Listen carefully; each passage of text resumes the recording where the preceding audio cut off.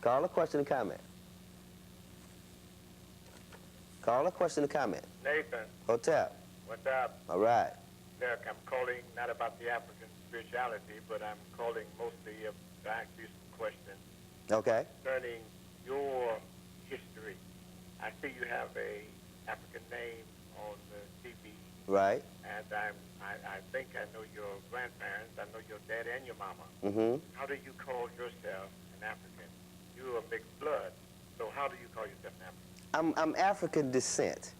I'm You're mixed. captured, enslaved, still held in captivity, never got my full citizenship, second-class citizen, you know, so based upon the reality, I call myself African because my culture was taken, my language was taken, my religion was taken, my morals, my values, all of this was destroyed in making me, or trying to make me an eternal slave.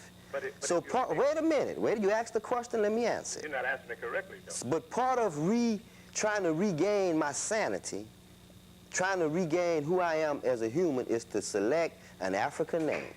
And that's what I done, and it wasn't easy, because we are indoctrinated with these slave masters' names.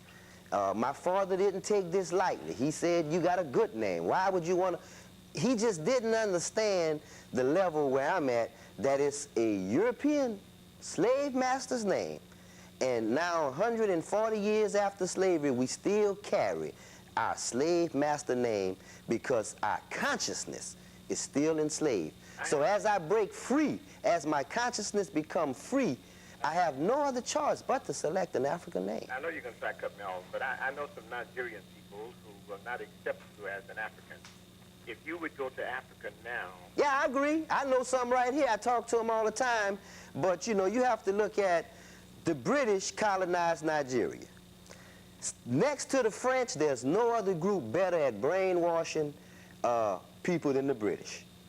People in Nigeria are insane, just as we here in America are insane. They have a lot of imposed belief and a foreign ideology. They don't practice their traditional religion anymore. 50% is Muslim, imposed. 50% is Christian, imposed, okay? They think when they get a British education, they are so-called educated. So, I mean, Nigeria is one of the worst places you could have possibly brought up for African people. Let me ask you this. Okay, go. You're going to get a following, follow what you're teaching. There is a movement sweeping across not only America, but the diaspora. That's what they say about the KKK, that it's a sweeping movement. Well, I don't know anything about that, but I can tell you about this African consciousness movement that's sweeping the black community. You see, you cannot stop an idea that time has come. And this thing has come full circle, and this is the final phase of true liberation, and that's the emancipation from slave religion, okay? We have to free our minds and try and get some correct understanding of who we were and what we were prior to domination and being conquered. All of the little books and pamphlets you pull out, who authenticated those things? Excuse me? All of the little pamphlets, the little book you just had, how is that book authenticated? Are there some people who investigated and read that book and studied the historicity behind that? Oh, absolutely. But let me tell you what they do for me.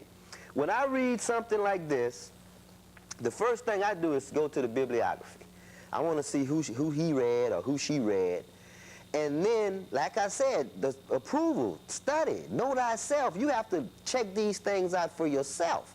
So we go to the bibliography and we look up who was the authors of the different works and the different journals and different things like that.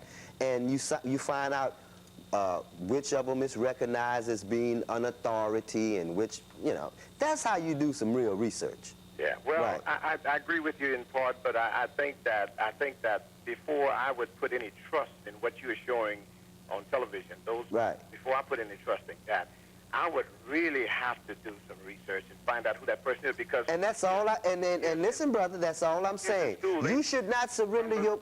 That Columbus discovered America, and that was a lie. That's a lie, right. So then how do I know, how can you convince me or any other listener that that book is authenticated where you can put some trust and belief in? Because it's not just in one book. There's many journals, okay? I agree. Look, let me tell you this. You see, look. look. A few moments ago about they took from the Egyptians and put certain things. Absolutely, yeah. How do you know these other authors are not doing the same thing, taking from one book and put into another book? Well, you have to go to the bibliography and look up the notes and see where they got the information from, and then you go verify it for yourself. Yeah. See, what I'm saying is this.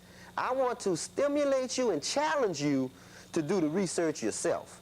See, we shouldn't surrender our minds to anybody. Yeah, I don't care how intelligent he or she may be. Okay, you take what no, listen, you take what they say for stimulation and growth, okay?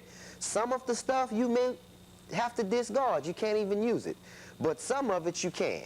And that's all we're saying is that it's time we question everything. But if some of it is a lie, then all of it is a lie. Huh? If some of it is a lie, all of it is a lie. Well, it is. That's what I'm saying. Well, that's what I know. In that pamphlet, for instance. Right. Some of it but it's not just that one. Look, let me give you another one, okay? The historical origin of Christianity, okay? We have another one, the unholy double cross, okay? The Egyptian book of coming forth by day and by night. Look, that man, there's so much work on this, and by scholars, African scholars, European scholars, Jewish scholars, and you name it.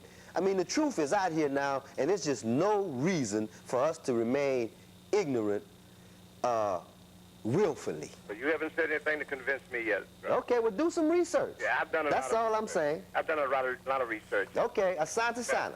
Some of the stuff that you're presenting right now is found in other books, just like what you're reading. Well, look, where do you think this information come from? I don't know where. I don't even know the Holy Bible. Yeah. What do you mean where it came from? Out of the mind of men, you know. Well, yeah, inspired. Right? Inspired men. Well, says who? Well, says the book.